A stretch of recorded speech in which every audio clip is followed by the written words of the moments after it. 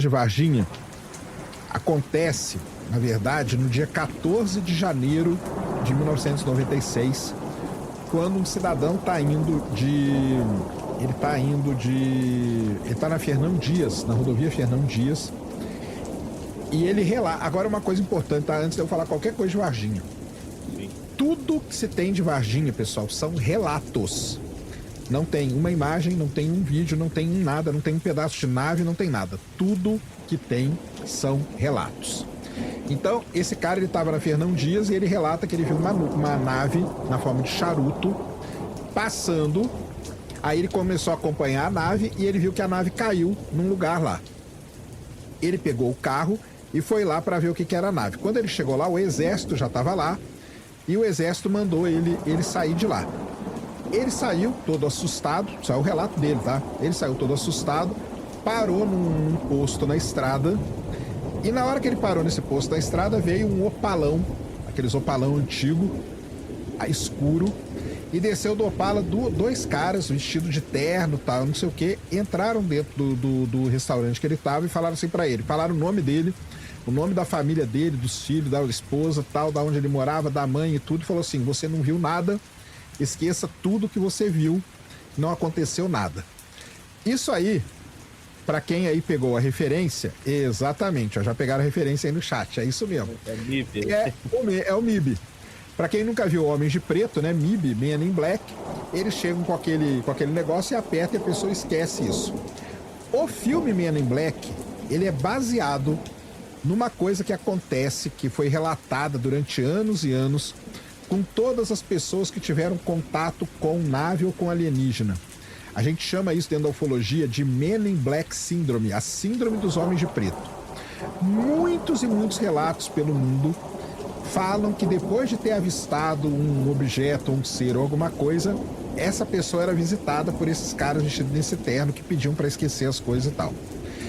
Isso é dia 14 de janeiro, tá? 14 de janeiro. Passa uma semana mais ou menos, chegamos então no dia 20 de janeiro de 1996. A primeira coisa que acontece é que numa fazenda, num sítio ali perto de Varginha, um casal tá em casa e eles ouvem os bichos que estão meio nervosos no pasto lá, o cavalo, o boi e tal. E quando eles saem para fora, eles veem uma nave em forma de charuto também, vindo e batendo no solo. Pronto. Isso é uma coisa, tá? Muito bem. Durante o dia 20 de janeiro, na cidade de Varginha, começam a aparecer vários e vários relatos, sempre é relato, tá, pessoal? De pessoas que viram determinadas criaturas. Então, a gente tem, primeiro, uma criatura que foi no zoológico de Varginha, e a diretora do zoológico disse que viu essa criatura. Nós temos uma criatura que foi vista num dos bairros ali de Varginha e foi apedrejada pelos moradores.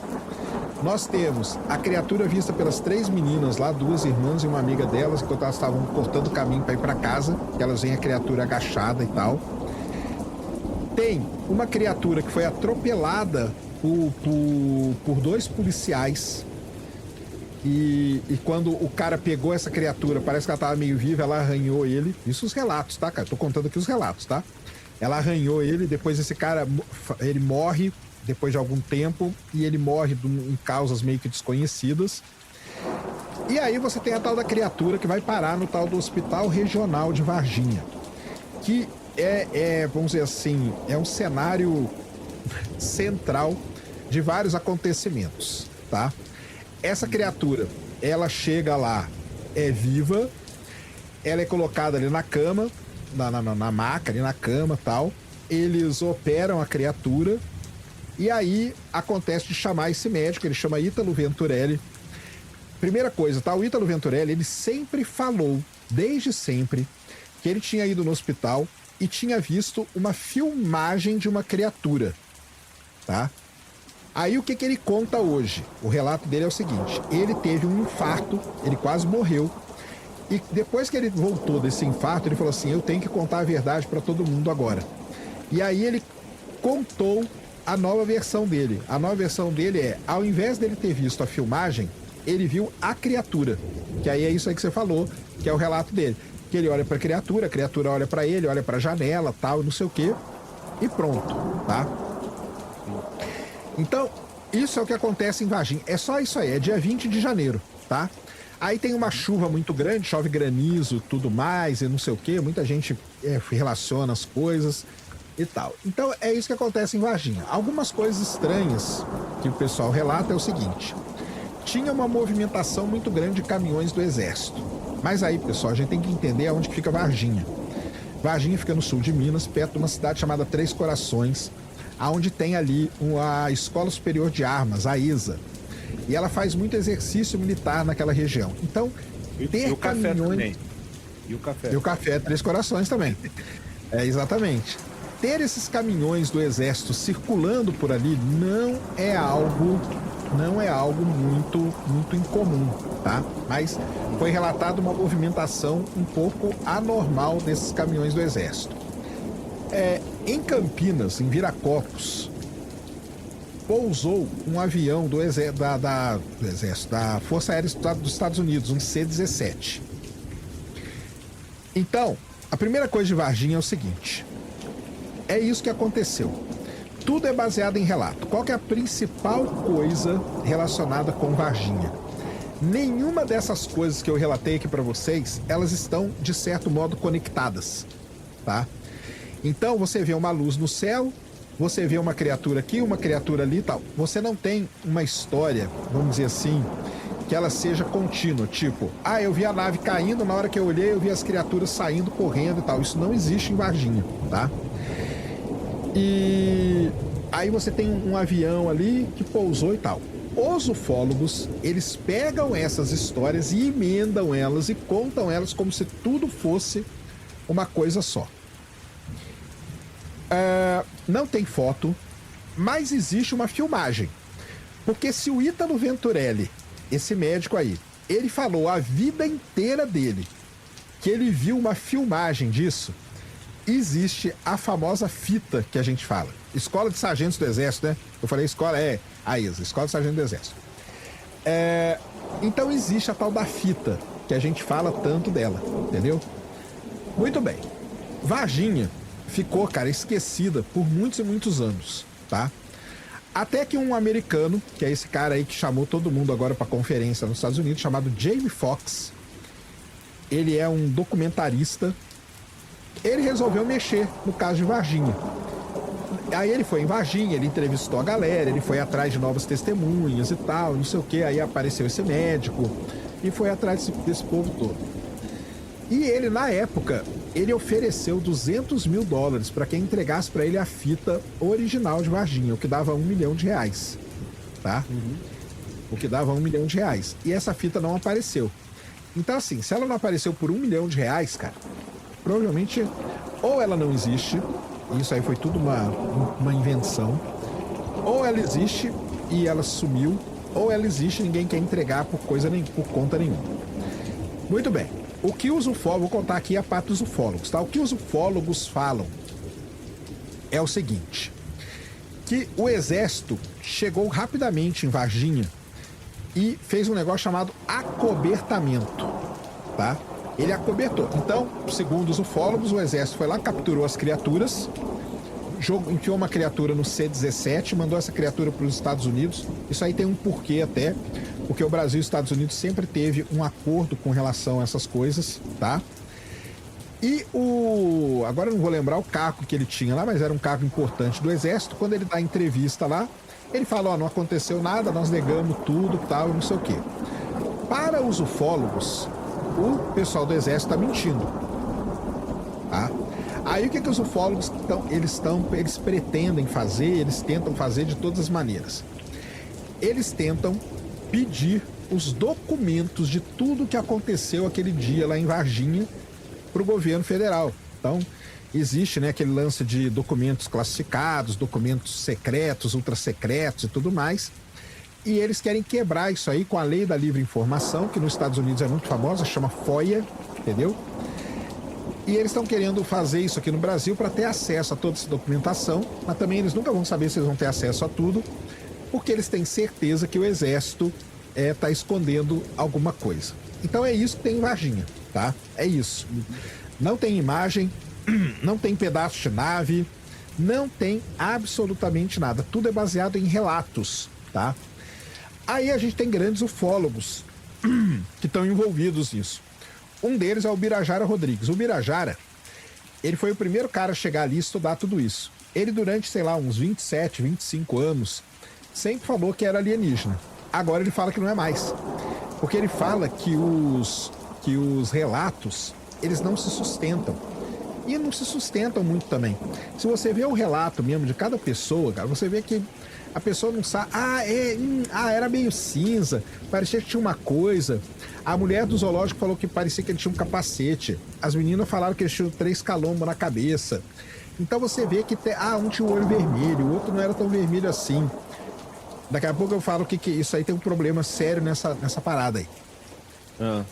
Mas o lance é todo esse. Então o Birajara é um grande ufólogo e ele largou o caso, ele fala que não aconteceu nada. Tem o Edson Boaventura, um dia a gente pode até trazer o Edson aqui. O Edson estuda aqui, ó, tem até aqui, ó. Aqui, ó, agradecer o Edson aqui, ó, publicamente, que ele mandou o livro dele, ó.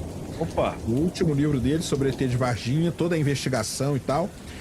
O Edson, ele foi o primeiro cara a ter essa foto aqui, ó. Deixa eu achar que eu vou mostrar pra vocês. Que é a foto do C-17 pousado lá em Viracopos. Então, assim, tudo de Varginha, pessoal, é isso. É baseado em relatos. E aí, qual que é o problema que eu ia falar pra vocês? Relato hoje, dentro da ufologia, a gente não usa mais. Tanto que o governo americano, ele quer tirar tudo que é coisa relacionada aos relatos, tá? Por quê? Porque relato, cara, ele é carregado de muita coisa. Por exemplo, ele é carregado de vieses, ele é carregado de referências, de cultura, de um monte de coisa. Vou contar um caso muito interessante para vocês. Só um minuto, me fala o nome do livro que eu vou botar aqui no site pra galera ver se quiser comprar. Fala aí. Aqui, ó, Edson Boaventura, chama ETs de Varginha montando quebra-cabeça. Aí, ó. Vou colocar, se eu achar aqui eu vou colocar, pessoal. Mas pode seguir, segue aí. Então, o lance é o seguinte, cara. O ano passado teve a tal das luzes de Nova Jersey. Não sei se o pessoal lembra disso aí. Lá no estado de Nova Jersey, nos Estados Unidos, começou a aparecer um monte de luz no céu e tal. Aí o que acontece? A Anitta, ela foi pra lá, nos Estados Unidos, lá na casa dela, no hotel dela, tal, não sei o quê. Quando ela chegou lá no hotel, tava aparecendo as luzes no céu. Aí ela pegou o celular dela e pá. Só que aí ela filmou mais a casa dela do que as luzes. Sacanagem, Anitta, tinha que ter filmado as luzes. Mas olha só que legal. Olha só que interessante. Eles, no dia seguinte, preste atenção, a Anitta tava com a amiga dela dentro do carro e ela chegou e falou assim: ô amiga, e as luzes ontem, né? Sabe o que a amiga dela falou? A amiga dela falou desse jeito, cara: nossa, é mesmo, né? Parecia Nossa Senhora. Tá vendo? Por que parecia Nossa Senhora? Porque a amiga dela tem todo um viés religioso, uma referência religiosa e tudo mais, tá? Então, esse aqui é a parada de relato. Relato é isso, cara, tá? Relato, ele é muito, muito problemático. Tô vendo o Afonso 3D aqui, ó, grande Afonso 3D. Porque agora teve o congresso, né? Congresso Internacional de Ufologia lá em Varginha. E tá aí, ó.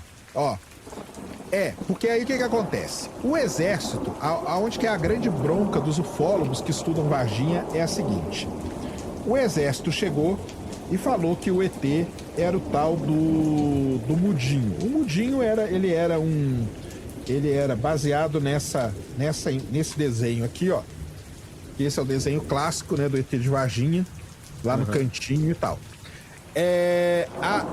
Baseado nisso, eles falaram que era o Mudinho, porque o Mudinho, ele era um morador de rua, famoso ali em Varginha e tal, não sei o que ele tinha problema, um monte de coisa. O exército é o Mudinho. O exército, a conclusão do relatório do exército é que era o Mudinho. O que revolta os ufólogos é isso aí, é que não era o Mudinho, tá? Esse aqui, ó, esse aqui é o casal que viu a nave lá no sítio, ó. Tá? Esse aqui é o casal que viu. Vou botar sua tela grande aqui, peraí. Pronto. Esse aqui é o casal que viu a nave lá no sítio, tá? Esse casal aqui. Esse livro aqui do Edson é muito bom, cara, porque ele traz toda a cronologia, tá? Minuto a minuto do que foi acontecendo em Varginha. Caramba, outro dia eu achei aqui a foto do avião, agora eu não tô conseguindo achar, mostrar. Porque o Edson, ele é o cara que conseguiu essa foto do avião aí. Isso aí foi uma grande coisa. O Edson Boaventura é um grande pesquisador também do caso Varginha, tá? E o outro que é o grande pesquisador, que aí a gente pode falar até um pouquinho dele, que é o Pacatini, né? Aí o que acontece? A Globo resolveu fazer... não, antes de eu falar do Pacatini, tem um cara muito importante no caso Varginha também, que é o Badan Palhares. Eu acho que a galera aqui não vai conhecer o Badan. Eu lembro dele. O Badan, ele ficou muito famoso no Brasil, galera, na época do PC Farias. PC Farias era o tesoureiro do Collor e ele, um dia, lá na casa dele de praia, apareceu morto do lado da namorada. E o Badan Palhares, ele é da Unicamp, né? E ele fez toda a autópsia, necrópsia, sei lá como o pessoal chama. E ele chegou à conclusão lá que era crime, sei lá se foi crime passional, agora nem lembro mais a história. Mas o Badan Palhares, dizem que ele... Aqui, achei a foto aqui, ó. Essa aqui é a foto que o Edson conseguiu, ó, bem recentemente, ó, desse C-17 da Força Aérea Americana, pousado aqui em Viracopos, em Campinas, ó. Ninguém tinha isso aqui até então, ó. Tá? Então tá tudo no livro do Edson aqui, tá? Então, dizem que o Badan, ele foi chamado para fazer autópsia de uma das criaturas de Varginha, tá? Tanto que lá na Unicamp, aí eu posso falar, porque eu tô lá na Unicamp todo dia. Lá na Unicamp, existe a lenda de que tem um ET lá, escondido lá até hoje. Sim. Que o ET ficou lá. Qual que é a história? A história é o seguinte, na hora que o Badan Palhares, ele foi cortar o ET, ele viu que o ET tava vivo. E aí ele largou o ET lá, não mexeu nele, entendeu? Entendi. Então é isso, cara. O que tem assim em Varginha, então eu tava falando do Pacatini. A segunda grande revolta dos ufólogos foi com a Globo agora, entendeu? Por quê? Porque a Globo fez um documentário, entendeu? E aí a Globo encontrou lá uma testemunha, um tal de um militar lá, e o militar chegou e falou que ele tinha, o Pacatini tinha pago para esse militar para ele poder dar depoimento e tal. Cara, isso aí tá uma revolta dentro do mundo ufológico. Aí tá um falando do outro e não sei o quê. O militar não aparece, ele só aparece de costa com a voz mudada lá, deve ter os seus motivos, né? Então, o que se tem de Varginha é isso, cara. Vamos lá, o que aconteceu em Varginha? Qual que é a minha bronca com a galera da ufologia? É porque eles pegam tudo isso aí que eu falei e falam, era alienígena. Entendeu? E, cara, é muito difícil você dar um salto gigantesco desse, porque pode ser um monte de coisa. Pode ser um monte de coisa. Pode ser bicho, entendeu? Sim. Pode ser um bicho que vivia ali, que ninguém nunca viu, entendeu? E aí apareceu. Nave no céu. Cara, nave no céu tem os relatos que são feitos, tem toda a característica de entrada de lixo espacial, que hoje é uma coisa que a gente conhece, mas mesmo assim assusta quem não conhece. Sim. Na década de 90, então, imagina, né? Ninguém nem olhava pro céu direito, então dava isso. Então a minha bronca é o seguinte, pode ser alienígena? Pode até ser, cara. Mas antes de você afirmar, porque os caras afirmam que é.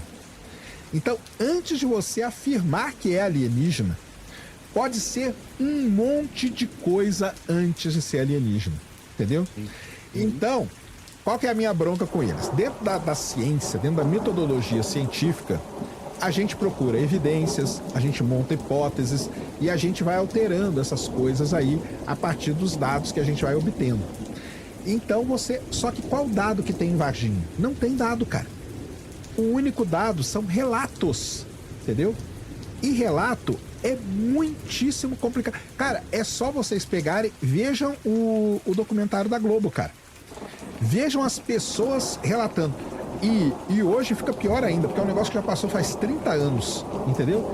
Então a pessoa fala, aí ela põe uma incerteza, Pô, não, era meio cinza, era meio marrom, era com o olho vermelho, não era. Tinha calombo na cabeça, não tinha. Então, quando você pega todos os relatos, eles meio que não...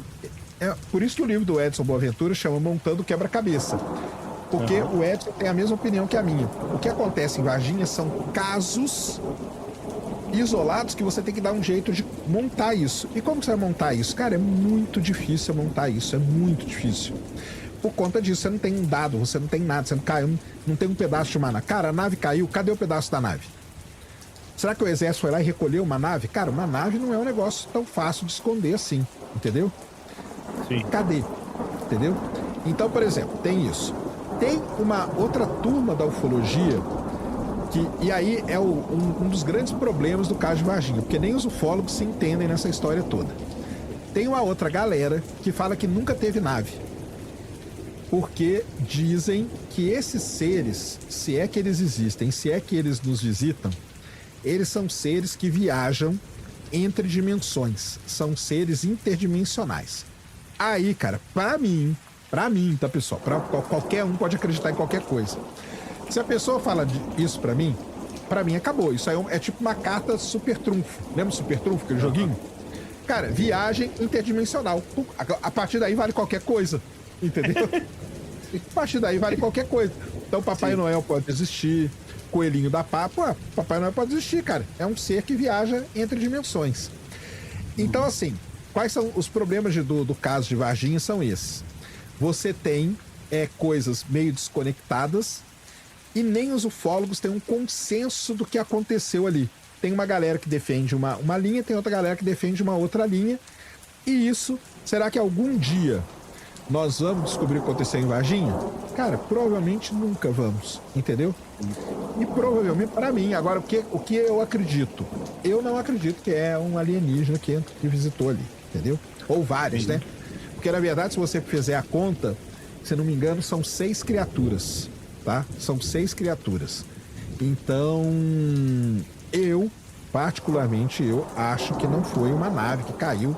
Porque se fosse uma nave, tinha que ter um pedaço dela, não é possível que eu não tava lá perdido naquele mato, né? Então, sim. Mas é isso. Bom, então Varginha é isso, cara. Os ufólogos consideram um dos grandes casos da ufologia mundial. Eu considero. O Brasil, né? Ele tem 3 grandes casos ufológicos. Um é a Operação Prato. Operação Prato foram umas luzes que apareceram lá na ilha de Marajó, na década de 70, em 1977. E essas luzes, de novo, de acordo com relatos, elas feriam as pessoas e criavam feridas nas pessoas, tá? Aí essas pessoas começaram a ficar muito preocupadas, começaram a não dormir. Elas procuraram o delegado da cidade, o delegado não sabia o que fazer, procurou a aeronáutica. A aeronáutica foi lá, montou uma vigília, ficou um mês lá e chegou à conclusão de que não era nada, tá? Então isso é a Operação Prato. Em 1988, se não me engano, a gente teve a Noite Oficial dos OVNIs. Entre Rio e São Paulo, no Vale do Paraíba, um avião comercial viu luzes no céu. Ele relatou isso. A Força Aérea Brasileira mandou decolar os caças lá de Anápolis, os F-4. Os F-4 perseguiram essas luzes aí pelo céu e tal. A conclusão também que não era nada, entendeu? Porque alguns caras, alguns pilotos falaram, não, eu vi umas luzes, os outros falaram, cara, eu não vi nada. Porque, de novo, é baseado em relato. Quando você baseia toda a sua história em relato, é muitíssimo complicado por conta disso. E o terceiro grande caso é o ET de Varginha. Então, esses são os três. Foi 86, né? Foi 88, é 86. É 77, 86 e 96 o que aconteceu aí na ufologia brasileira, que repercute aí pelo mundo afora. São os 3 grandes casos. Então, basicamente é isso. Pra galera entender aí, Varginha. Não, contei aí a história que toda é contada, que tá no livro do Edson aqui, ó. Quem quiser, compra o livro dele. Ele faz uma cronologia muito legal. Ele vai ponto a ponto, tá? Hora a hora, minuto a minuto, porque é aquilo que eu falei. Ele tenta montar este quebra-cabeça aí do que aconteceu em Varginha. Eu acho que... será que aconteceu alguma coisa? Pode ter acontecido. Mas disso, virar uma visita alienígena, pra mim tem um salto muito grande, cara. Entendeu? Eu concordo com você. Eu acho que é estranho, assim. Aliás, o Afonso mandou a foto dele, né? Ele disse que ele colocou. Olha lá. Ele colocou as mãozinhas dele de 3 dedos, né? Exata O Afonso pegada. 3D, né? E aí, casou? Casou? Bases na Lua. Que alumínio, oxigênio e materiais para vidros seriam extraídos da Lua para a criação de estufas e para observarmos melhor a galáxia. Então, peraí, vamos só ler essa aí dele. Tá. Cara, não tem problema nenhum Chico Xavier ter falado isso, porque qualquer pessoa podia ter falado isso, tá? Sim. Por quê? Porque em 1971 a gente já tinha todas as missões Apolo praticamente cumpridas, só faltava Apolo 17. Vidro na Lua é muito tranquilo de ter, porque todo lugar que tem muito impacto de asteroide, você tem rocha vítrea, então o vidro tá ali, tá? Você ter água na Lua, você ter oxigênio nas rochas e tal, isso já era uma coisa conhecida. Então, assim, o Chico Xavier, ele não falou nada que fosse algo que ninguém sabia. Todo mundo sabia disso, tá? Uhum. Isso aí. E aí, vamos lá. A NASA não confirmou presença na superfície da Lua em 2020, não, cara, tá? A água na Lua, ela foi confirmada, pouca gente sabe disso, em 1998, por uma missão dos Estados Unidos chamada Clementine, tá? A missão Clementine foi a primeira missão em 1998 a detectar água na cratera Shackleton, que fica no polo sul da Lua. 10 anos depois, a missão indiana Chandrayaan-1 confirmou a presença de gelo de água nessa cratera. Então não tem nada a ver com 2020. 2020 a gente já sabia que tinha água há muito tempo, tá? Então não tem essa parada não, tá? Entendi. Tem algum planeta com evidência de água, Sérgio? Na superfície, não. Não? Na superfície, não. Bom, isso é a condição fundamental para ter vida, né? A vida, como a gente conhece, né, ela depende da água. Então, assim, na superfície. Então, por isso, assim, será que Marte tem vida? Na superfície, muito provavelmente não, porque não tem água. Mas na subsuperfície de Marte tem muita água. Então, pode ter vida, sim, na subsuperfície. Então, a água é fundamental para a vida, como a gente conhece, exatamente. E como é que vai para a subsuperfície de Marte? Dá para ir? Tem que furar, tem que escavar. Tem que escavar. Caraca. É difícil.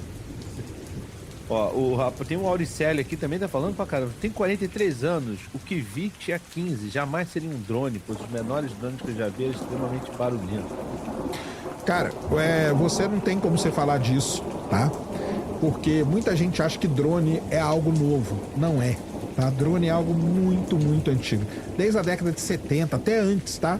A Força Aérea Americana já tinha drone, beleza? Então, isso é um outro ponto, tá? Muita gente, né? A gente tem uma visão do que o que a gente tá vendo aqui é o suprassumo da tecnologia. E não é, tá? Não é. O setor militar de qualquer país, vamos pegar dos Estados Unidos, tá? Mas o setor militar de qualquer país, vide a China no último desfile militar deles. Eles mostraram coisa ali que a galera ficou de boca caída. Por quê? Cara, a gente não tinha nem ideia que a China tinha aquilo lá, entendeu? E eles deram só uma palhinha. Eu sempre gosto de falar disso, tá? Os Estados Unidos tem 3 grandes empresas do setor militar, que é a Lockheed Martin, a Northrop Grumman e a Boeing, tá? Todas essas têm um setor secreto, todas elas. O da Lockheed é o mais legal de todos. Ele chama Skunk Works. Vou dar uma dica aqui pra galera. Quem aqui já viu Maverick, Top Gun 2? Eu? Você lembra o começo do filme, o Tom Cruise vai naquele avião e na hora que o avião sai do hangar, na asinha lá vertical dele, tem o desenho de um gambazinho. Uhum. O que é aquele gambá? É o símbolo, pode procurar aí, ó, Skunk Works.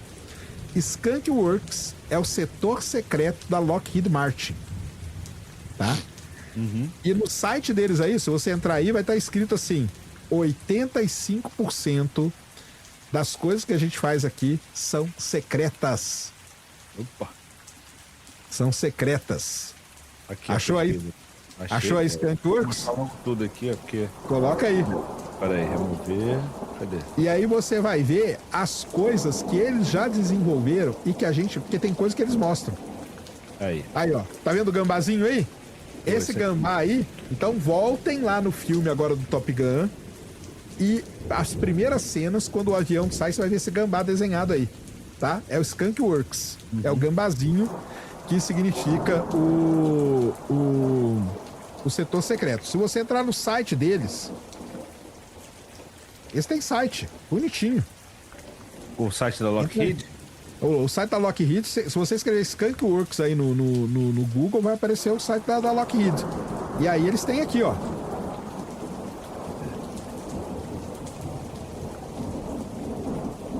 Você vai ver aí as coisas que eles estão desenvolvendo aí, ó. Eita, olha. Uma caça da NASA? Tem caça da NASA? É, eles têm muita coisa com a NASA. Muita coisa com a NASA. Caraca, eu tô fazendo... A Lockheed é violento, cara. Míssil. Cara, tem coisas que a gente nem sabe o que esses caras estão... Eu sabia que eles faziam míssil, mas o resto... Helicóptero, sim. Cara, a gente não sabe nem o que esses caras estão fazendo, tá? Então, assim, você afirmar assim, ah, não, porque não existia tal coisa, tome muito cuidado quando você afirmar isso, tá? Muito cuidado. É, realmente... Tem coisas que a gente nunca nem vai saber que existe, né, Sérgio? Cara, a gente pode até daqui sei lá, cara, 40, 30, 40 anos a gente vai saber o que é. Aí os caras vêm e falam assim, o B-2, né, cara? O B-2, aquele caça americano que jogou as bombas lá no Irã e tal. Cara, aquilo lá é um negócio super antigo, desenvolvido há muito tempo e tal, não sei o que apareceu. Agora imagina aquele negócio fazendo voo de teste. E você olhando para aquilo lá. Cara, aquilo é um alienígena, cara. É a nave. É a nave. Entendeu?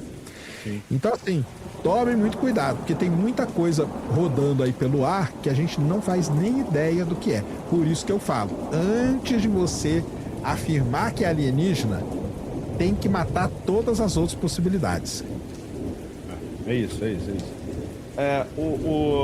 Sacane, a partir do pressuposto que os humanos podem se adaptar ao frio e o calor, será que essa evolução seria possível? Tipo, crianças que nasceram de pais que vieram do espaço, nascerem com corpos diferentes?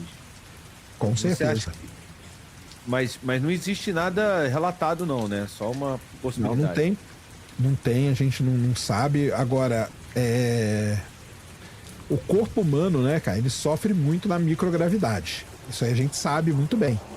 Então eu sempre dou o exemplo do Marcos Pontes, né? Marcos Pontes ficou 7 dias no espaço, na estação espacial, e ele voltou cego, surdo e com vitiligo. Com vitiligo? Exatamente, cara. Ele não tinha. Caramba. Então, assim, tem pessoa que volta e não acontece nada. Tem pessoa que volta e desmaia. Tem pessoa que volta e fica sem andar durante um tempo. Tem pessoa que volta e tem problema na coluna. O espaço, cara, o corpo humano, ele foi feito para viver aqui. A 1G de gravidade te pressionando. Quando você vai para microgravidade, o que vai acontecer com o seu corpo, com o meu, a gente não sabe. E isso é um problema muito grande. Como que vai ser uma gestação no espaço? A gente não faz a menor ideia. A gente sabe que mulher tem muito problema, entendeu? Então tem mulheres, muitas astronautas que já foram, e quando elas voltaram, foram examinadas, tinha problema no útero, tinha problema não sei o quê. Será que vai ser possível ter uma gestação no espaço sem problema? Não sabemos também. Então, assim, a microgravidade para o corpo humano, ela é terrível, cara. Ela é terrível. Um ser que, vamos supor que alguém nasça em Marte um dia e vir para a Terra, vai ser praticamente impossível por causa da gravidade. Aí ele vai nascer num outro ambiente. E você trazer ele daquele ambiente para cá, vai ser ruim também. Então, isso é um problemão. O amigo aqui que mandou essa mensagem, ele falou assim, em algumas animações, algumas versões do anime Gundam, os seres humanos que ficaram décadas no espaço desenvolveram habilidades especiais, até corpos aprimorados. Corpo aprimorado acho difícil, né? Corpo modificado, beleza. Aprimorado? Aí começa a coisa, né? Aí é o Quarteto Fantástico, né, cara? Que toma uma rajada de raio gama lá, um vira pedra, o outro vira homem elástico e tudo. Aí certo. O que pode acontecer é matar a gente, porque a radiação pro corpo humano, ela não é nada boa, porque ela mata as nossas células, tá? É esquisito mesmo, Você tem vontade de ir pro espaço, Sérgio? Zero. Eu tenho zero vontade, cara. Eu tenho zero vontade. Apesar que a gente ia ser mais leve no espaço. Né? Aí, isso aí é bom demais. Ir pro espaço e levar uma balança, se você conseguisse pisar nela, E seria tirar a ótimo. foto ali e guardar pra sempre, ó. Ia mostrar sempre. Que estava de gordo aqui, ó, porra. Tá aí, ó, pra vocês, ó. Ô, Sergião, o Papai Canadá fez algumas perguntas aqui. Você fica à vontade para responder, dá uma olhada no chat aí. Cara, não, é porque é o seguinte, cara, eu trabalho. Aliás, aí o pessoal, eu comecei a falar do Tênis Varginha, a galera começou a me detonar e tal. E postaram lá quando eu fui trabalhar na revista UFO. Eu trabalhei voluntariamente ainda, tá? Nem ganhei dinheiro para trabalhar na revista UFO, tá? Sim. Trabalhava voluntário. Posso considerar um ex-ufólogo, sim. Mas até o fim da vida do Gevaerd, né? Gevaerd foi o dono da revista UFO, editor-chefe da revista UFO. Eu tinha muito contato com ele e tudo mais, sempre muito respeitoso. Ele sabia que eu não acreditava, eu sabia das coisas que ele acreditava, e tá tudo bem, não tem problema nenhum com isso. Mas, cara, a ufologia, ela tem sérios problemas aí em diversas áreas. Tem pessoas que tentam enganar não é o caso da UFO, não é o caso do Gevaer, nem nada disso, mas de outros setores da ufologia, que a galera tenta enganar para conseguir grana, para conseguir, entendeu? Então aí eu caí fora, porque é um negócio muitíssimo complicado. Pronto, papai, aí acaba respondendo as outras perguntas que você fez também, de uma forma indireta. Ai, olha só, nos filmes a gente vê alguns vírus e patógenos espaciais. Será que isso é possível, cara? As naves, elas são as naves espaciais, que eu digo as naves que saem, né, da Terra. Elas são super vedadas, né? Eu acho que eu já ouvi, não sei se foi você ou se foi o Lito, falando que tudo que voa tem pelo menos 3 parafusos, né, pra poder fixar, que não é. Mas tudo bem, isso aí tudo bem, mas o problema nem é esse. O problema de uma nave espacial é o antes, cara. É quando você tá fazendo ela.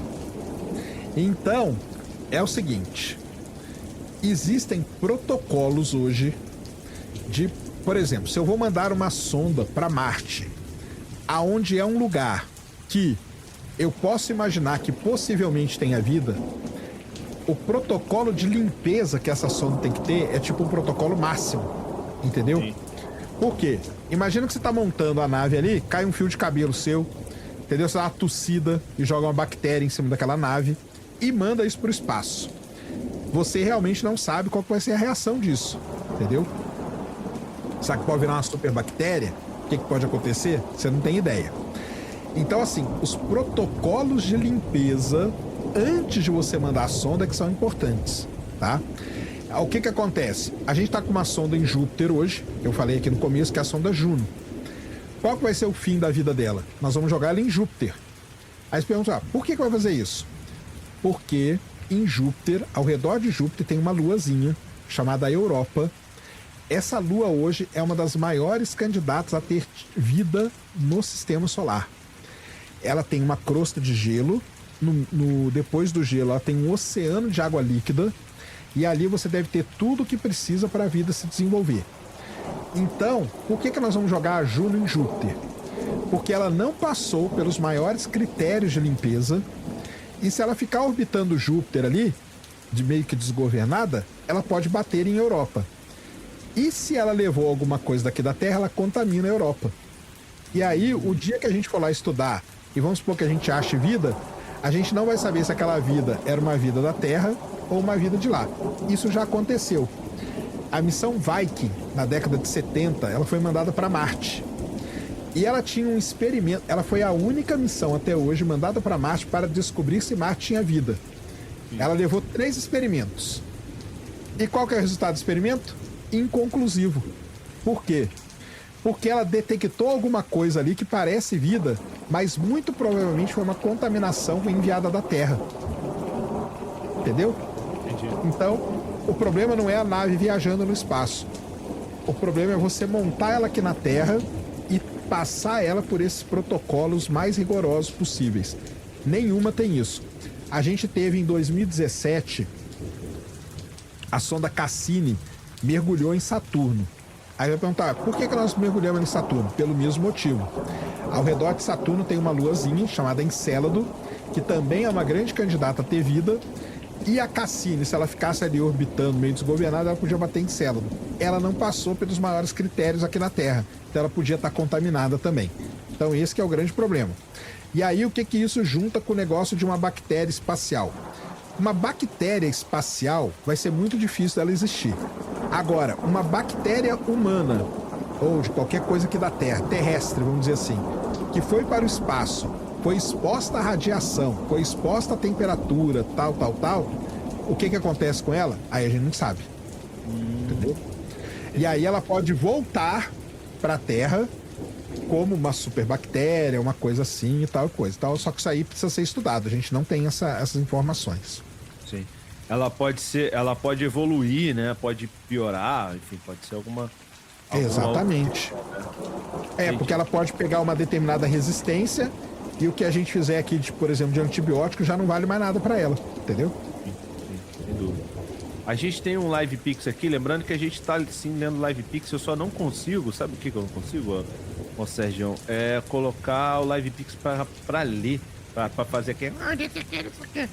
Sabe que passa aquele negócio? Eu não sei fazer isso. Mas eu vou ler, tá? A Paty Moreira aqui mandou o seguinte: oi, Sérgio, tudo bem? Por onde você anda, hein? Saudade do seu podcast. Parou com a parceria com o Redcast? E o Ciência Sem Fim algum dia volta? Valeu, Paty. Não parei, não. Tô lá com o Júnior. Mais do que o dobro da taxa de detecção do Hubble. Resolução do ar. Isso aí é um vídeo sobre o estudo da matéria escura, né? Então, o lance é o seguinte, né? O James Webb, né? O Hubble, ele é um telescópio que ele tem um espelho de 2 metros de diâmetro, tá? O James Webb tem um espelho de 6,5 metros de diâmetro. Além disso, os equipamentos, os instrumentos que estão no James Webb, eles conseguem olhar para um pedacinho do céu e analisar uma grande quantidade de objetos que estão naquele pedacinho ao mesmo tempo. Isso é excelente para astronomia, tá? O Hubble, você tem que fazer basicamente um de cada vez, o que é terrível, tá? Então, o que acontece? Existe um negócio no universo chamado matéria escura. Aliás, a gente nem sabe se existe, tá? Mas vamos partir do pressuposto que exista. Mas é escuro o universo, cara. É escuro, exatamente. Mas por que a matéria escura tem esse nome? Uma astrônoma chamada Vera Rubin, lá na década de talvez 60, ela começou a estudar galáxias, né? Galáxia espiral, bonitinho, igual a Via Láctea. E ela notou um negócio muito interessante. Quando ela media a velocidade das estrelas no centro da galáxia, as estrelas... Fazer um negócio aqui rapidinho, Sérgio. Um minuto, mas pode continuar falando. As estrelas, pessoal, elas tinham uma velocidade por conta da gravidade ali que é muito intensa. A gente pensava que as estrelas na periferia da galáxia tinham que ter uma velocidade menor, porque tem menos gravidade. Pois bem, quando a Vera Rubin mediu a velocidade no centro da galáxia e na periferia da galáxia, ela descobriu o quê? Ela descobriu que a velocidade é a mesma, tá? E aí, o que ela falou? Tem alguma coisa aqui na periferia da galáxia que está contribuindo com a gravidade, porque a estrela está girando na mesma velocidade, mas eu não vejo. E aí ela chamou aquilo de matéria, porque tem que ter gravidade, escura. E aí, só um parênteses para vocês, tá? É o seguinte, pessoal. Essa palavrinha escura no inglês não quer dizer que o negócio é preto, não, tá? Quer dizer que o negócio é obscuro, de desconhecido. Então, muita gente fala assim, the dark side of the moon, o lado escuro da lua. Não é que a lua, aquele lado lá é escuro, não tem sol, não é isso. É que era um lado até então desconhecido. Então, matéria escura, dark matter em inglês, isso quer dizer uma matéria que a gente não conhece, ela é desconhecida, tá? Muito bem, mas existem evidências muito fortes de que existe essa matéria escura por aí.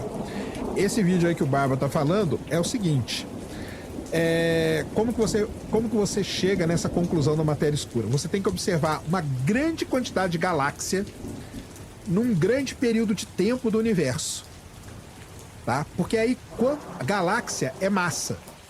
Se eu pegar e observar muita galáxia e num período muito grande de tempo no universo, eu vou conseguir ter uma ideia de como que essa matéria escura está se comportando. Só que o Hubble tinha uma limitação, ele via um objetozinho de cada vez. O James Webb consegue ver 129 galáxias ao mesmo tempo. Então é como se ele tivesse fatiado o universo em fatias aqui temporais, e ele vai fazendo estudos aqui em cada quadradinho que ele está estudando, ele está estudando 129 galáxias de uma vez.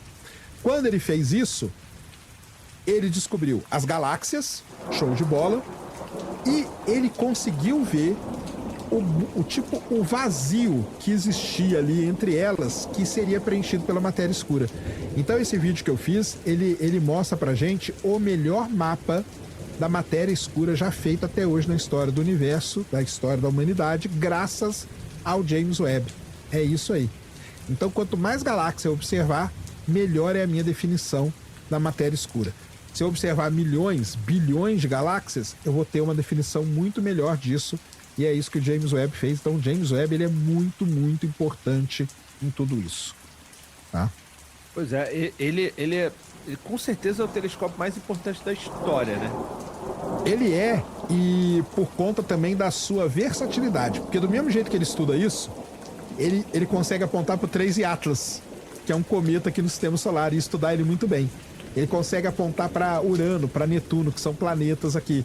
Ele consegue ver a galáxia mais distante até hoje na história do universo. Quem detectou foi o James Webb. Então, o grande negócio dele é a versatilidade. A versatilidade do James Webb é realmente impressionante.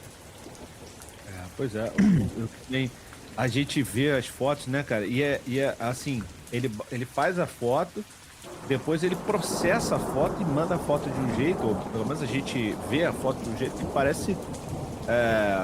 Quem processa, na verdade, são os astrônomos, viu? A foto que ele faz é toda monocromática.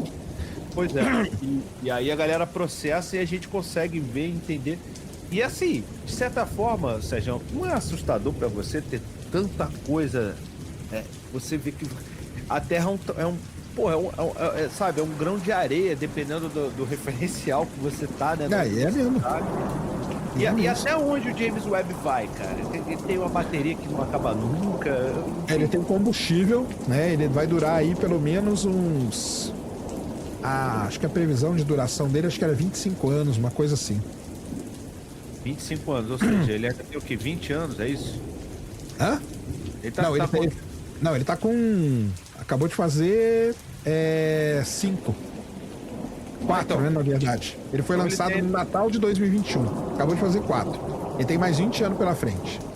E a expectativa, então, quando estiver ali no final, ele estará onde, mais ou menos? Não. Então vamos explicar onde que ele fica. Ele não fica vagando pelo universo, tá? Ele fica parado, basicamente parado.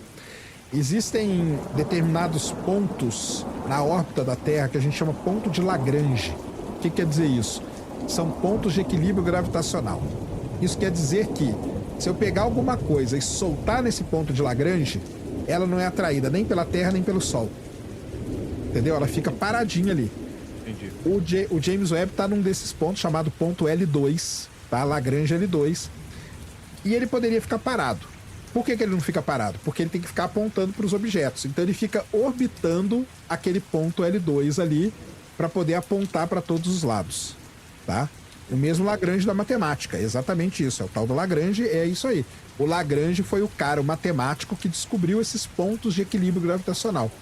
O James Webb fica ali rodando, né? Orbitando aquele ponto e apontando. Então a distância desse ponto de Lagrange para a Terra é de 1,5 milhão de quilômetros, tá? Então é lá que ele tá e ele vai ficar ali quietinho. Ele não tá vagando pelo universo, não. Ele vai ficar ali. Toda a vida dele, ele vai passar ali, tá? Entendi. Então, ele é um telescópio, assim, realmente, cara, ele custou 10 bilhões de dólares, demorou anos e anos, passou por inúmeros problemas de todos os tipos que você puder imaginar, chegou à beira de ser cancelado várias vezes, né? Agora tá aí mostrando o seu trabalho. Tá, é demais mesmo, James Webb é incrível. Um dos melhores investimentos até hoje, né? Pô. Depois dele, só o Paquetá no Mengão. É isso aí.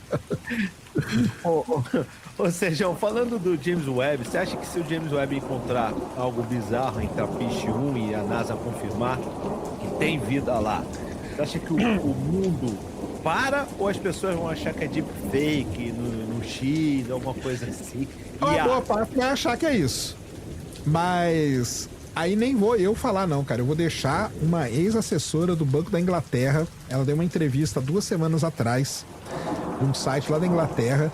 E ela falou o seguinte: se descobrirem vida fora da Terra, qualquer tipo de vida, tal, quebra o planeta. A economia quebra. Por quê? E ela dá uma análise muito legal. A economia, ela odeia qualquer coisa que tire a vida do ser humano do equilíbrio. Entendeu? Previsibilidade, né? A economia, ela gosta de tudo tranquilo. Começou a mexer, pandemia. Pô, não sei o que, economia, pum, entendeu? A economia, ela responde muito rapidamente a esses problemas. Se você encontrar qualquer tipo de vida, não precisa ser vida inteligente, não, fora da Terra, eu acho que nós teremos um problema social. Religioso é de cara. Religioso, nós vamos ter um problema religioso de cara. Várias religiões vão deixar de existir e várias religiões vão surgir. Entendeu? E esse burburinho, essa confusão, esse desequilíbrio vai causar um problema econômico no final das contas. Então, é isso que vai acontecer. Para mim é isso que vai acontecer, tá? Aí o pessoal fala assim: "Ah, então é por isso que a NASA esconde as coisas e tal". Vou falar para vocês. Impossível acontecer isso. Por quê? Porque existe um fator nessa equação toda chamado o cientista. E o cientista, cara, ele tem o ego mais inflado do universo. É mais inflado do que o do Paquetá. É mais inflado do que o do Gabigol. Entendeu? O ego do cientista. Aí eu já não sei, hein? Pode ficar tranquilo. Imagina que eu sou cientista que trabalho com James Webb, tá? Aí eu tô lá trabalhando, pum, encontrei vida. Ah, não, eu não vou falar, não. Cara, a partir do momento que eu encontrei vida, você concorda comigo que você, que é outro cientista, pode encontrar aquela vida também? Sim. Qualquer outro cientista pode? Sim. Então, eu que eu tenho o ego, meu super ego do cientista, eu não vou anunciar a vida e eu vou deixar para que outro cientista descubra? Isso não existe, galera, tá? Isso fique tranquilo que não vai existir. Qualquer cientista que descobrir vida, ele anuncia imediatamente, porque isso ele não vai deixar qualquer outro cientista ter acesso a isso que não seja ele. Claro. Vai entrar pra história, né? Como o cara que descobriu, né? Exatamente. E aí o cara com o ego, igual eu tô falando, porque é essa raça. Se fosse outro tipo de pessoa, pode ser até que desse pra esconder, mas do cientista não dá. Mas de repente, se for um cientista mineiro que descobriu alguma coisa, fica caladinho, ué? Caladinho. Não, voltando até no ET de Varginha, só falar um negócio aqui, cara. O ET de Varginha, toda a história do ET de Varginha, ela ganha assim uma roupagem toda especial porque ela aconteceu em Minas Gerais, cara. Sim. É verdade. Entendeu? Porque o mineiro contando sobre o ET de Varginha, cara, é impagável, cara. Não tem. Se caísse em São Paulo, Rio de Janeiro, o carioca ia tirar sarro, entendeu? O cara ia falar: meu irmão, você tem o quê, rapaz? Qual é? O cara, o que tu fumou? Qual é? Fumou o quê? Vamos embora. Chega disso aí, chega negócio. Agora o mineiro não, cara. Pô, cara. Mineiro adora um caos, né, cara? Então, caiu no lugar. O filho da mãe do ET ainda foi cair no lugar certo, cara. E pra eles a nave é trem, né? Cara, eu vi um trem ali, doido. Viu um trem passando. Aí pergunta pro ET: e da onde você veio? Ele vai responder: vim de logo ali. Porque mineiro é tudo logo ali, né? Aonde que tá? É logo ali. Então... Lá no norte, o logo ali vem acompanhado com um biquinho, sabia, Sérgio? Onde é que tá não sei o que? Ele, ali, ó, logo ali, ó. Eles apontam com o bico. Eu sei porque eu morei lá, tá, pessoal? Ó, o Sheldon tá falando pra caramba. Valeu, Sheldon. Obrigado pela sua colaboração aqui no chat. Sergião, você viu aquele matemático iraniano, eu acho, que fez uma espécie de aurora boreal utilizando equações matemáticas? Cara, tem vários vídeos aí, se vocês procurarem hoje no X aí, principalmente usando inteligência artificial, o pessoal consegue hoje pegar equações matemáticas, porque assim, vamos dizer, quem que falava? Agora não sei, não é o Einstein, não, acho que é o Newton que falava, né? que a matemática... Eu sou ateu, tá? Mas vamos lá. A matemática é a linguagem com que Deus escreveu o mundo, tá? Então, tudo que você vê na natureza, você consegue transformar numa equação matemática, tá? Então, tem um pessoal pegando hoje os sisteminhas de IA, você consegue colocar eles para resolver equações bem complexas, que são essas equações aí que geram. Então, eu já vi a aurora, eu já vi uma água viva, que é perfeita, cara. Parece que é uma foto de uma água viva. Aí o cara coloca embaixo o código que ele escreveu para gerar, entendeu? Então, tem isso sim, e tá aí comprovando. Agora não lembro se foi o Newton que falou, se foi o Einstein. Mas está comprovando aí o lance da matemática ser essa linguagem aí que escreve o mundo mesmo. E é mesmo, cara. A linguagem a matemática é foda demais. É. E ele pergunta, inclusive, se isso tem alguma relevância nas pesquisas da astronomia. Cara, assim, essa questão de você tem, porque você pode estudar, por exemplo, você faz a aurora no computador ali, você pode estudar os efeitos da aurora, o tipo de cor de aurora, que tipo de tempestade solar tem que ter para gerar uma aurora de tal cor. Então, dá pra fazer vários estudos, cara. Estudar qual é a relação da cor da aurora com as camadas da atmosfera, que gás que tá ali envolvido. Então, tem muita coisa. Beleza. Ó, o Davi Loureiro também perguntou. Fala, Barba, pergunta pro Sérgio sobre o que ele acha do novo planeta, entre aspas, habitável, que falaram no SP1. Cara, vamos lá, eu falei disso ontem na minha live, porque o pessoal começou a falar o seguinte. Qual foi a notícia que muita gente viu por aí? Descobriram um exoplaneta que tem 50% de chance de ter vida. Não é isso, pessoal, tá? É o seguinte, os planetas, eles têm posições com relação à sua estrela. A Terra, ela tá numa posição aonde existe água líquida na superfície. Nós já falamos disso, lembra? Isso quer dizer o quê? Essa região a gente chama de zona habitável. A Terra está no meio da zona habitável. Marte está numa borda da zona habitável, não tem água na superfície líquida. E Vênus está na outra borda, é muito quente, não tem água líquida na superfície. E a Terra está no meio certinho. Beleza? Show?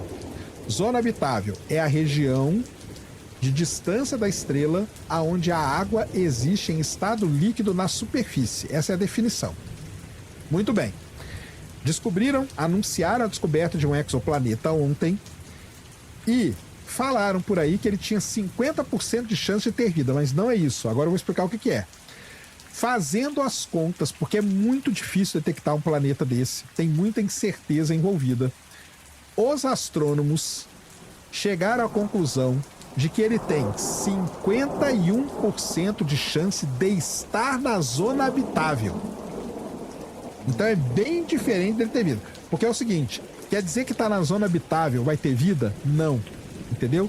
E se você tiver um planeta na zona habitável, ele passa a ser potencialmente habitável.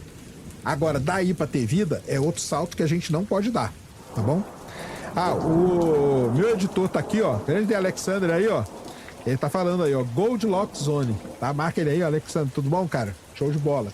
É a zona Caixinhos Dourados que a gente chama, tá? Ah. Que o pessoal dá esse nome aí de zonas de Caixinhos Dourados. Então, o planeta que foi anunciado ontem não é que ele tenha 50% de chance de ter vida, é 50% de chance de estar na zona habitável. É muito diferente uma coisa da outra. Muito diferente, tá? Entendi. Eu achei que esse 50% fosse assim, ou tem vida ou não tem vida, esse 50%. Não, é isso que passaram. A notícia passaram desse jeito, mas não é isso. Mas se você botar assim, tudo tem 50% de chance de ser ou não ser. Tudo tem. Aí é verdade mesmo. Aí você tem razão. Olha. É porque se estiver fora... Não, o problema é o seguinte. Se ele estiver fora da zona habitável, aí a chance é praticamente zero de ter vida. Entendeu? Sim. Ó, o Sérgio falou uma coisa que a gente já tá tentando, tá, gente?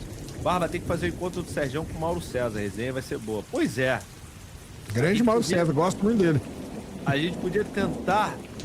Eu não falei com o Mauro, teria que falar com ele, mas a gente podia tentar fazer um pós-jogo do pós-jogo. Flamengo e Corinthians. Depois que o Mauro fizer o pós-jogo dele, a gente podia tentar fazer alguma coisa aqui. Eu, o Mauro e o Sergião. Vai ser divertido. Aqui, ó. Falaram que foi o Galileu que falou a frase. É isso aí. Pode ser mesmo. Boa. Pô, obrigado. Conhecimento é tudo, viu, gente? Cara, isso é tão legal poder passar conhecimento pra rapaziada, assim, sem ser essas utilidades. É lógico que o podcast, ele vive de utilidades. Congestionado que o trânsito aí da tua querida São Paulo, né? Como é que tá o ritmo atual de lançamentos pra 2026? Vai ser... Cara, tá violento, né? Então, o pessoal, você tá falando isso porque essa madrugada aí, por exemplo, eu tô sem dormir, entendeu? A gente teve um lançamento ontem. Que hora que foi mesmo, Alexandre? O primeiro lá? A gente teve às 2 da tarde, um Falcon 9. Aí às 10 da noite teve um foguete chamado Electron. E aí ia ter outro Falcon 9, que a princípio ia ser a 1 e pouco da manhã. Aí passou pras 3 da manhã. E aí passou pras 4h20 da manhã. Entendeu? Sim. Aí, cara, eu falei, 4h20, tem que levar meus filhos cedo pra escola? Ah, cara, não vou, né? Não vou dormir. Então acabou que eu não dormi. Tamo aí. Então é isso, a gente tenta acompanhar o máximo de lançamentos possíveis. Tá puxado, né, Alexandre? Tá puxado pra caramba. Cara, é muito, né? Porque, assim, todo mundo quer o seu GPS funcionando melhor. Certo? Então tem que pôr o satélite GPS. Todo mundo quer imagens melhores da Terra para saber sobre acidente, todo mundo quer uma previsão do tempo melhor. Então tem que pôr satélite meteorológico na órbita da Terra. As Starlink, quem usa, todo mundo quer Starlink funcionando melhor. Então tem que jogar satélite também na órbita da Terra. Então, assim, a nossa vida hoje, a vida do ser humano atualmente, ela é totalmente... 4h20, foi uma maravilha mesmo. Ela é totalmente dependente, cara, de satélites. Totalmente, verdade. Tá? Tudo que a gente faz hoje, GPS, galera, não é só para localização, não, tá? GPS, ele sincroniza. Por exemplo, sinal de trânsito numa cidade é sincronizado pelo relógio no GPS. As operações bancárias, todas elas são sincronizadas pelo relógio GPS. Mineração, extração de petróleo, agronegócio. Cara, tem colheitadeira hoje que você liga ela e a primeira coisa que ela faz é conectar com o GPS. Se ela não conecta, ela nem liga. Ela nem liga. E aí você não colhe sua safra. Então, assim, os satélites hoje, eles representam uma coisa muito importante, não na economia, na vida do ser humano. Entendeu? Na vida do ser humano. Você só consegue pedir comida pelo iFood por causa do GPS. Você só consegue preencher um documento hoje online e tal, e reconhecer por conta do GPS. Você pode ver que quando você vai fazer alguma determinada coisa, o site pede assim, confirma aí sua localização, entendeu? Para saber que é você mesmo. Então, assim, a nossa vida hoje depende dos satélites. Então, quanto mais satélite tiver, melhor a nossa vida. Melhor. Basicamente é essa a equação, entendeu? Exato. Ó, o Fernando Sampaio disse que o boteco que ele frequenta perto da casa dele é o ponto de Lagrange dele. Ele não sai de lá. O Fernando Sampaio. Fernando Sampaio vem lá do meu canal. Coloca ele de novo aí. Grande Fernando. Toda vez que eu faço live, ele coloca o que ele tá bebendo e comendo na hora da live. Às vezes é cerveja com espetinho, às vezes é uísque com não sei o quê. Fala aí, Fernando, o que você tá bebendo agora aí? Conta aí pra nós. Sexta-feira, cara. Sextou é dia de fazer alguma coisa. Isso aí, manda aí que eu vou botar na tela. Ô, Sergião, tem várias perguntas legais aqui, mas tem uma que eu queria falar há muito tempo, que eu acabei não tendo essa possibilidade, mas agora com você, que é um cara que entende da ciência, poucos, pode esclarecer pra gente, que é o seguinte, o Roberto Oliveira falou assim, pergunta ao Sérgio sobre a doutora brasileira que está fazendo um estudo, né, sobre os tetraplégicos. Ela tem chance de ganhar o prêmio Nobel? O Brasil tá na moda de novo, né, Sérgio? É Oscar, é prêmio Nobel. Mas fala um pouco sobre essa pesquisa, que eu acho que é muito foda. Cara, o Brasil, ele tem, né, desde do Nicoleles e tudo mais, né, que fez aquelas interações cérebro-máquina, que fez o cara dar o chute na Copa do Mundo aqui no Brasil, né, aqui em São Paulo, no exoesqueleto e tudo mais.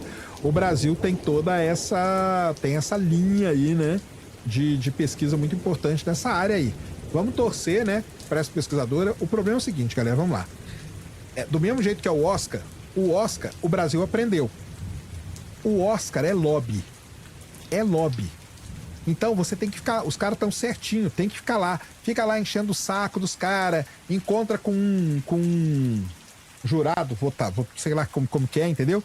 Fala um pouquinho, leva o cara para tomar leva o cara para jantar, troca uma ideia com ele. É lobby. É lobby e não... Bolsonaro. Exato, faz qualquer coisa. E isso, nos Estados Unidos, é um negócio permitido. O prêmio Nobel também, cara, vamos lá, ele era para ser um negócio, obviamente, que tem o mérito da pesquisa da pessoa e tudo mais, tem, claro que tem, tá? Mas tem a parte de lobby nessa parada também, tá? Essa pesquisadora, se não me engano, ela tá nos Estados Unidos há muito tempo, né? Então, assim, ela entende como funciona a parada lá. E tem uma chance, sim, tem uma chance grande aí, vamos torcer aí, tá? Vamos torcer para ela ver que se ela leva. Não sei em qual área que ela levaria, tá? O prêmio Nobel da Medicina? Pode ser. É que tem uma coisa do prêmio Nobel também hoje. O prêmio Nobel hoje é o seguinte: normalmente ele é dado para uma galera que fez o desenvolvimento teórico da coisa e uma galera que fez o desenvolvimento experimental daquela coisa, tá? Então, e outra coisa também, eu não sei, eu teria que pesquisar aqui a história dela.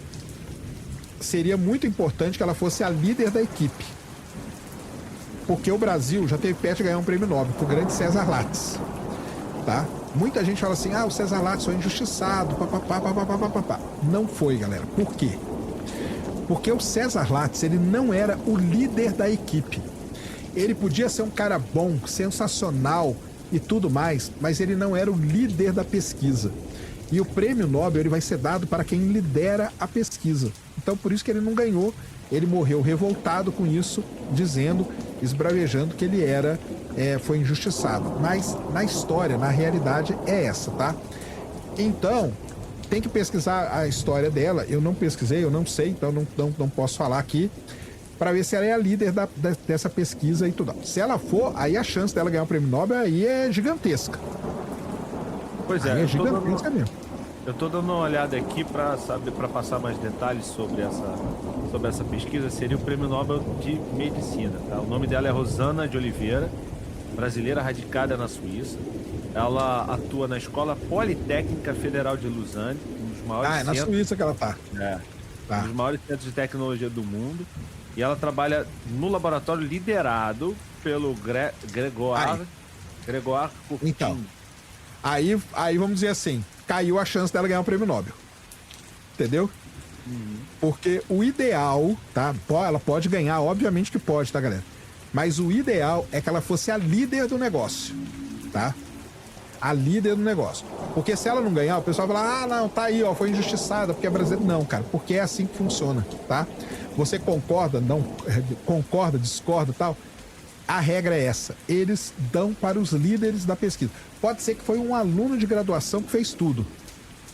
Mas quem vai ganhar o prêmio Nobel é o líder da pesquisa. Isso aí aconteceu ao longo da história muitas vezes. Por exemplo, uma astrofísica muito famosa chamada Jocelyn Bell, ela descobriu os quasars, tá? Que é um tipo de... o quasar não, ela descobriu o pulsar.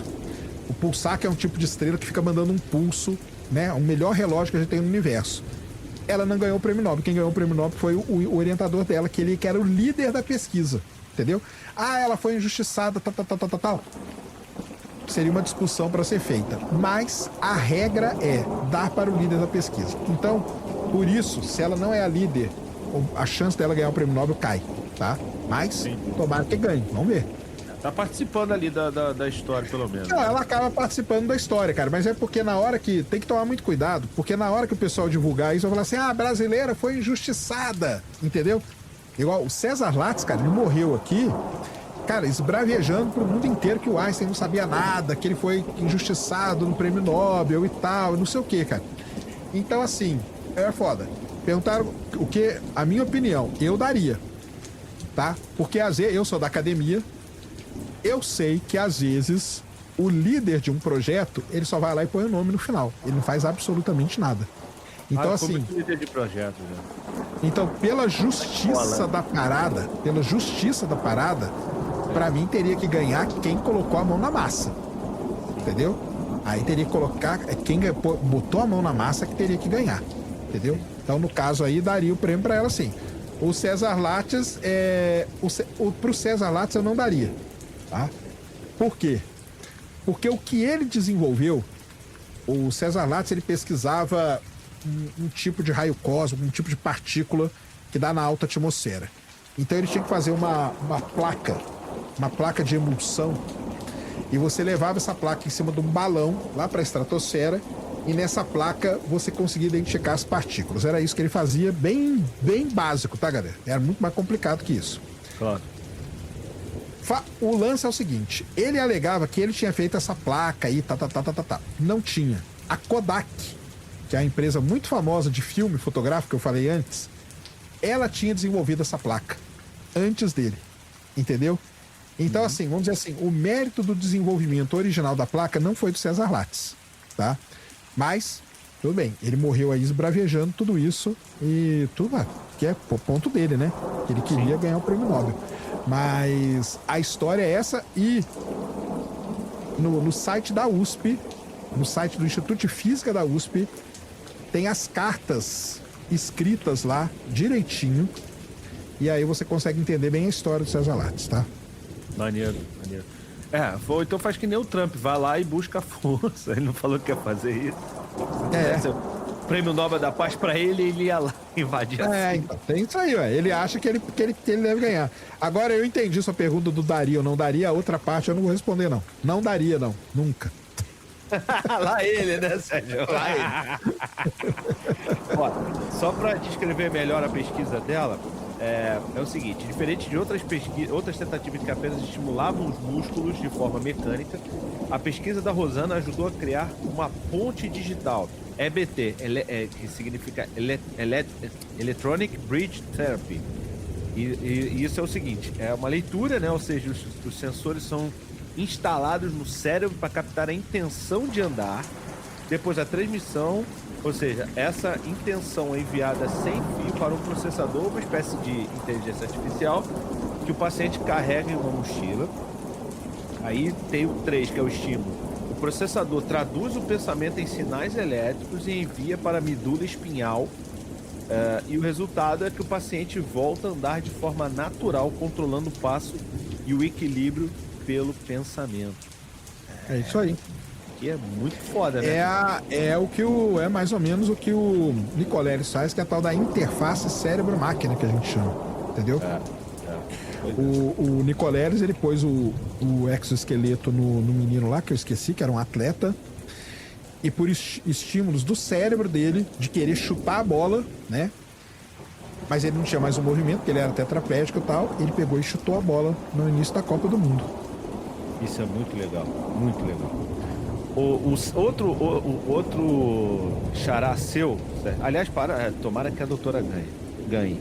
Mas o mais importante que ganhar o Nobel, que é uma premiação legal, é a pesquisa se desenvolver cada vez mais e ela conseguir realmente fazer as pessoas poderem, né, andar e tudo mais, porque enfim, é muito ruim essa situação. Então, é uma pesquisa foda.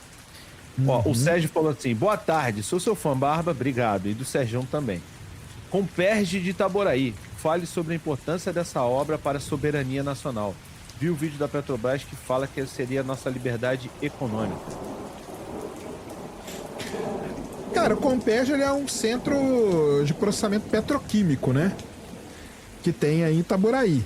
Agora, seria a nossa soberania? Nossa. Essa palavra é difícil, hein, cara? Essa palavra é bem difícil. Vamos lá. O Brasil, cara, é o seguinte, a produção de petróleo no Brasil, hoje ela é basicamente feita pelo pré-sal, tá? Mais de 80% da gasolina que a gente usa hoje já vem do pré-sal brasileiro, que é processado, boa parte é no Comperge, nas outras refinarias que a gente tem, porque o pré-sal é um óleo leve e a gente consegue processar ele. O Brasil, ele se tornaria talvez autossuficiente no petróleo. Autossuficiente quer dizer, você produz a mesma coisa que você consome. Tudo bem, será que isso aí é um sinal de soberania? Teria que discutir isso também. Mas o problema é que tem boa parte do petróleo brasileiro, que vem da bacia de Campos, tá? Ele não consegue ser processado aqui no Brasil. Então a gente vende ele cru e compra ele processado, tá? Então é isso que acontece. Agora, o Comperge é muito importante porque ele é um centro de processamento de petroquímica, né? Então ele faz várias coisas ali. Agora, não sei, talvez um pouco de exagero de falar que isso aí representaria a nossa soberania nacional. Talvez tá? a independência, né? Talvez uma certa independência de poder você fazer todo o processo aqui, né? Talvez sim. Então, aí nesse ponto, sim, é muito legal ali, né? Aliás, todas essas plantas de refino que a gente tem no Brasil são muito importantes aí, para que ajudam demais a gente, tá? Pois é. Quando eu fiz a pesquisa sobre o Prêmio Nobel, Sérgio, também apareceu o nome da Mariângela Hungria. Você deve conhecer, né? Da Embrapa. E a gente fala muito sobre telescópio, foguete, mas a ciência brasileira recentemente deu um show na Terra, literalmente. A pesquisadora Mariângela Hungria, da Embrapa, ganhou o que chamam de Prêmio Nobel da Agricultura, que é o World Food Prize em 2025, pelo seu trabalho com bioinsumos que substituem fertilizantes químicos. Isso aí. Isso é uma das coisas muito importantes. A Embrapa, né? A Embrapa, a Empresa Brasileira de Pesquisa Agropecuária, ela é fundamental para o Brasil porque ela fez o cerrado, você poder plantar soja, milho e algodão e ele nascer no cerrado. Para quem nunca teve no cerrado, se você chegar na frente do cerrado e olhar para um cerrado, você vai falar, cara, aqui não nasce nada. E a Embrapa conseguiu fazer isso, tá? Muito bem. Você começa a plantar soja, tal, não sei o que, começa a vir lá os bichos para comer a soja e tal. O que normalmente você faz? Taca ali fertilizante. Essa pesquisadora, ela tem um trabalho muito legal, eu conheço o trabalho dela. Ela pegou alguns bichos ali e a partir daquele bicho ela fez o fertilizante. Por isso que a gente chama de bioinsumo, né?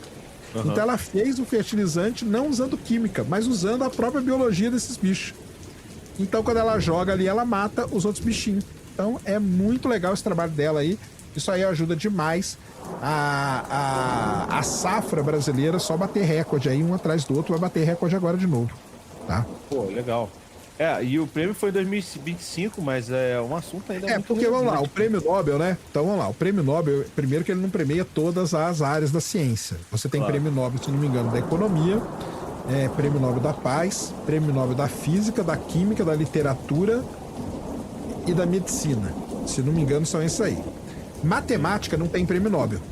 Matemática tem um negócio chamado medalha Fields, que seria o prêmio Nobel da matemática. E aí várias áreas do conhecimento, né, elas começaram a fazer o que seria o seu prêmio Nobel. Por exemplo, astronomia não tem prêmio Nobel, mas às vezes o prêmio Nobel de física é dado para pesquisas de astronomia. Entendeu? Então é assim. Então matemática é o Fields, né? É Fields que chama, não é? Medalha Fields, né? Eu acho que não tem medalha. Aí o cara tá falando que é só Fields. É isso aí. Então tem um brasileiro que já ganhou o Fields, né? Se eu não me engano. Aí do Rio de Janeiro. Um cara muito bom seria o prêmio Nobel da Matemática, tá? Então tá aí. É importante. Cara, pesquisa brasileira, os pesquisadores brasileiros são muito bons, tá? O problema da pesquisa, da ciência no Brasil é medalha, né? Então, é medalha que eu conhecia. O problema da pesquisa no Brasil, cara, é que a gente fica aí, né, cara, à mercê de momentos de lucidez de algum governante pra lá e pra cá. Isso que é foda. Isso que é foda. O que acontece no Brasil é o seguinte, por exemplo, o que acontece na casa, vou dar o exemplo na casa de qualquer pessoa aqui. Por exemplo, começou o mês, vamos pegar um mês que vai ser mais fácil todo mundo entender. Você tem dinheiro aqui, 1.000 dinheiros, tá? E aí, quando você olha para suas contas, você fala assim, caramba, cara, eu tô achando que esses 1.000 dinheiro aqui não vai dar para esse mês. Então, você reúne a sua família na sua casa e fala assim, galera, é o seguinte, esse mês o negócio pegou e nós vamos ter que fazer uma contingência. Vamos ter que guardar uma grana. E para guardar essa grana, eu vou cortar cinema, vou cortar pizza, vou cortar balada da criançada. Não corta o YouTube não, tá, tio? Aí o que acontece com a criançada? A criançada vai ficar chiar. Pô, não sei o que, vai fazer revolta, vai querer te matar, não tem jeito. Aí o mês vai passando. À medida que o mês vai passando, você chega ali, tipo, na metade do mês e olha pra grana que você fez a contingência dela, você guardou, certo? Sim. E olha pro resto e fala assim, opa, galera, quer saber? Todo mundo vai poder voltar aí no cinema e na balada comer pizza, porque a grana no final das contas sobrou. O que acontece no Brasil é exatamente isso. Quando começa o ano, o governo faz uma contingência de grana. Só que ele tira da onde? Da ciência. É isso que revolta os cientistas, entendeu? Então ele reúne todo mundo ali, os ministros, né? Da economia, do transporte, papapá. Chega pro ministro da ciência e fala assim: você, cara, vai ficar sem a pizza, sem a balada esse mês, esse ano. Entendeu? É isso que acontece. Aí o ano vai passando. À medida que o ano vai passando, chega um momento que o governo olha e fala assim: opa, vai sobrar grana. E aí volta a grana pra ciência, que é o que aconteceu agora. Então as bolsas vão ser, pá, não sei o quê. Então é isso que acontece. Infelizmente, o que acontece é que quando vai fazer contingência, não faz em outra área, faz na área da ciência. Isso podia mudar? Podia. Mas aí depende do quê? Do lobby. Do lobby de quem? Do ministro de Ciência e Tecnologia, que atualmente é uma ministra, a chama Luciana. Ela vai lá brigar? Talvez não. Por quê? Porque ela não quer se indispor com o governo, porque ela é amiga do fulano, do cicrano, do beltrano. E aí, cara, a gente vai entrar num meio aí que é complicado isso aí. É complicado isso daí pra caramba. Ó, inclusive, o Alexandre, que é teu editor, falou assim: eu queria que o governo gostasse de ciência como eu gosto de pizza. Ah, ia ser bom demais, né, Alexandre? Eu também, cara. Mas, ô Sérgio, se você fosse convidado por esse governo para ser ministro da Ciência e Tecnologia, você fora. iria? Não. Por nenhum governo ou só por esse não, governo? Então, não, nenhum, cara, porque você vai pegar uma bomba na sua mão, entendeu? Que é o ministério que vai sofrer contingenciamento. Ah, mesmo, o cara falando, o povo fica trabalhando com improviso pra fazer, é isso mesmo. Então, assim, você vai assumir um ministério, cara, que é o que mais sofre, que quando tem que guardar dinheiro, vai tirar dele, entendeu? E aí eu vou ter que ir lá brigar. Só que aí, se você tá nesse emaranhado político aí, você vai brigar? Você não vai, cara, porque, pô, mas eu vou brigar aqui, cara, e o ano que vem, que eu quero continuar aqui, como que eu vou fazer? Então é melhor eu ficar quieto aqui no meu canto, porque eu sei que depois, lá pra frente, vai sobrar uma graninha, e essa graninha vai deixar uns cientistas ali felizes, entendeu? Então, assim, esse é o problema, cara, porque como você vai fazer? Não é que eu seja um cara que você corrompido e tal, cara. O problema é quando você entra nesse sistema aí, é muito difícil você não jogar.